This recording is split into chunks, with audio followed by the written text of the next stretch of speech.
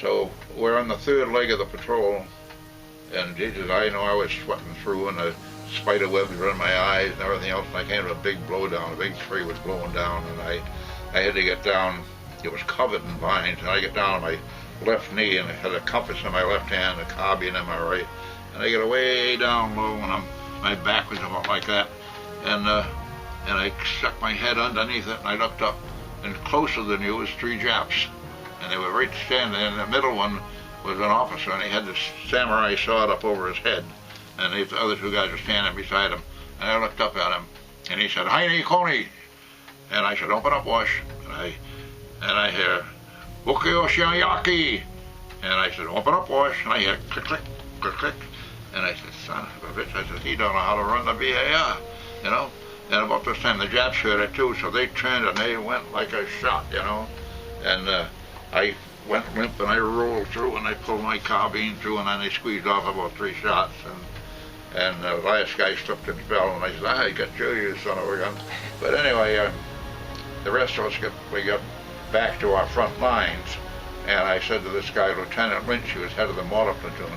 I said, "Lieutenant Lynch," I said, "right over, well, there's 3 or 4 stubs of those trees on that ridge," I said, "a couple of 100 yards over there. There's 3 or 4 Japs there." I said, "They were just shooting at me a while ago." I said, "I think they're still there." So I said, "See if you can put a mortar round on them, you know."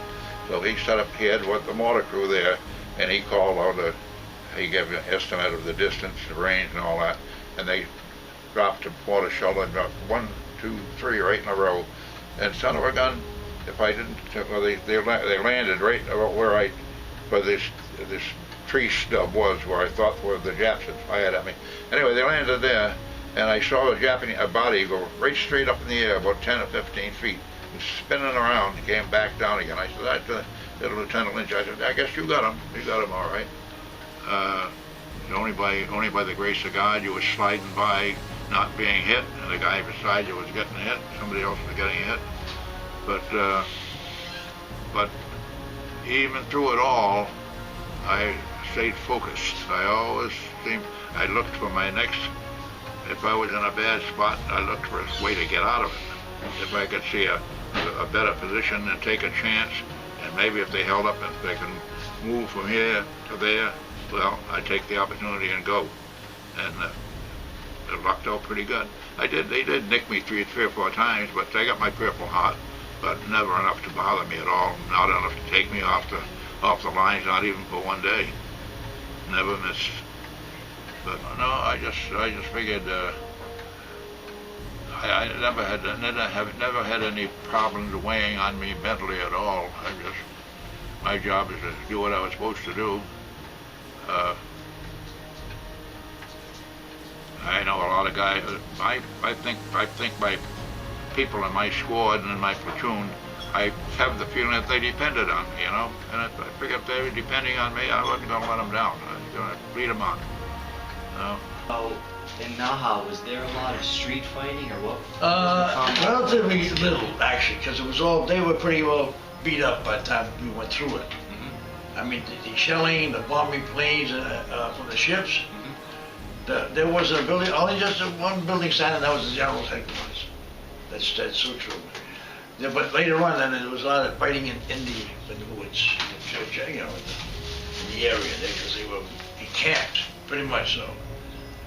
But as we was marching down, getting a picture in the corner, and so a lot of them jumped off the cliffs.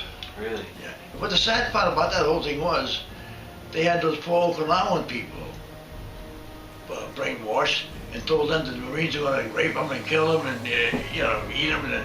So they were jumping off the cliffs, the poor people. Did you witness any of this? Yeah, I saw them jump right off. They thought we were going to do all this bad things to them.